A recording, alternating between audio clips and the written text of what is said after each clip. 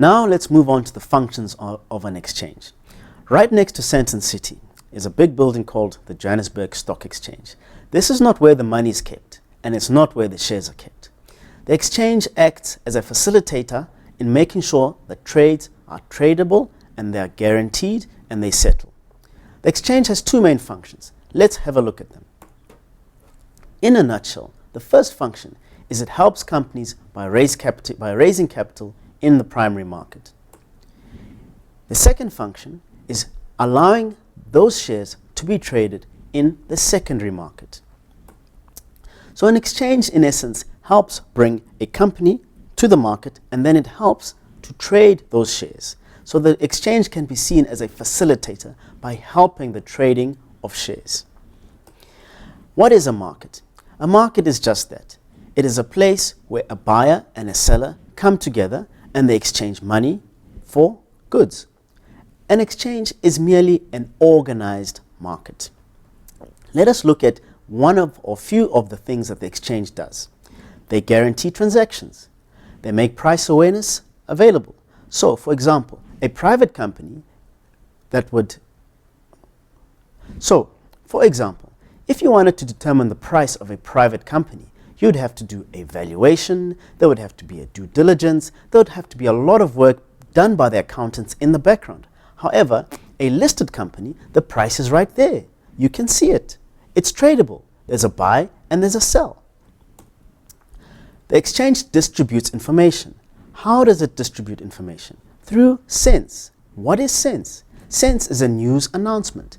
Every public listed company has to divulge or tell the participants about its earnings through SENS.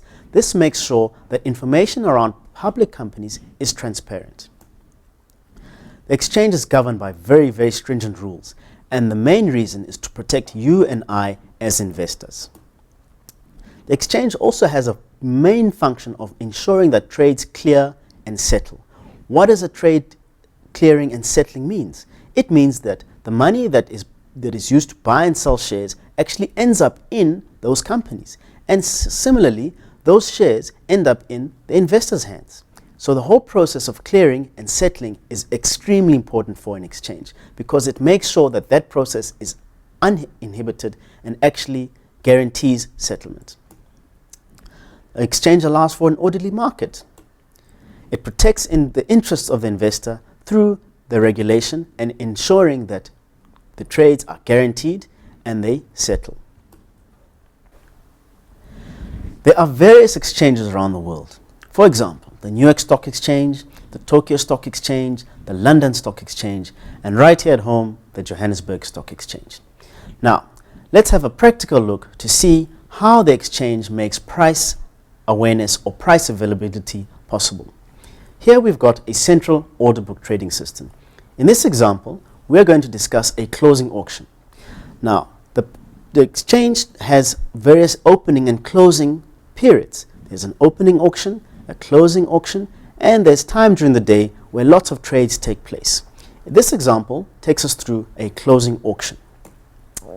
On the screen, we've got a central order book trading system. A central order book trading system is a very powerful computer that is managed and run by the exchange. A buyer puts in a price at which he's willing to buy.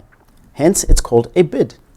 An offer is the price at which a seller is willing to sell. Now, this example looks at a closing auction. This time is between 10 to 5 every day. Exchanges only operate on business days. They do not operate on weekends and public holidays. Humans and machines also need a break. The bid volume and the offer volume are levels or volumes at which a buyer and a seller are willing to participate. In this example, there is a buyer who's willing to buy 16,000 shares at a price of $14.85. On the other side, there's a seller who's willing to sell 10,000 shares at $14.85. Somewhere in this equation, there has to be a closing price that will be determined by the number of buyers and sellers.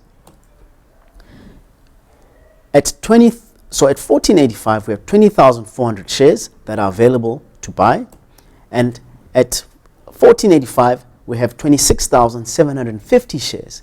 So at closing price level, net, we will have a situation where 20,400 shares close at 14.85. The function of an auction is to make sure that there is an orderly close.